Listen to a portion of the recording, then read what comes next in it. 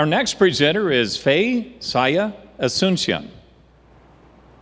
Xyza Asuncion. The Z is not silent. She's a PhD student in biological and agricultural engineering from the Philippines.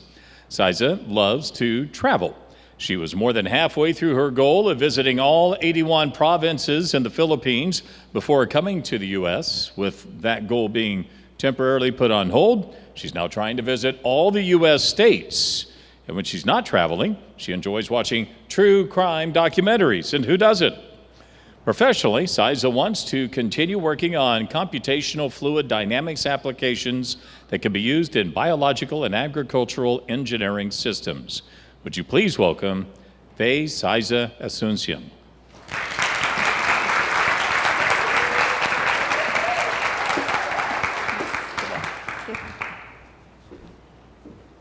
Have you experienced checking your pantry because you are craving for a particular food, then you see these tiny bugs in your food container? Well, some bugs can be additional protein source, but not this type. These bugs, also called stored product insects or pantry pests, thrive in and contaminate our food, make them unfit for consumption. So there's a strong need to control them because they are a threat to food safety and significant financial losses. Aerosol insecticide application or fumigation is a widely used method to control these pests. Now, sprayers produce different particle size and spray patterns. Look at those nozzles. One produces narrow spray plume at higher pressure. The other produces wider spray plume at lower pressure. Now, this spray pressure determines how strong are we releasing our insecticide and how fast are they spreading in space. As for the size, are your insecticide particles too big that they just settle immediately?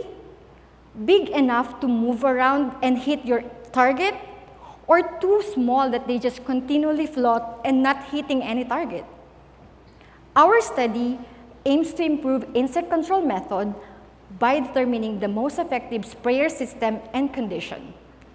Our approach is to use this computer modeling technique called computational fluid dynamics. With a computer program, we can develop a model that represents our experiment or an actual operation of a facility. A valid model mimics the airflow and can predict the motion of individual insecticide particle from the release point as it moves in space, changing direction because of structural barriers, up to the point where and when it settles. Look at the blue lines there. Those are the predicted tracks of particles as they move down due to gravity, either hitting the target, which is the dish, or move past it.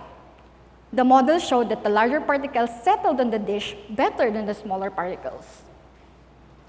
Now, by simulating different cases, we can determine the most effective system and condition. Which nozzle, flow rate, pressure combination will give me large enough particles that will reach my target, the most even distribution, and the maximum coverage. Where do I position my insecticide sprayer? Should it be flat, angled? How much insecticide is effective enough to kill the bugs? All these and more questions can be answered with a valid model.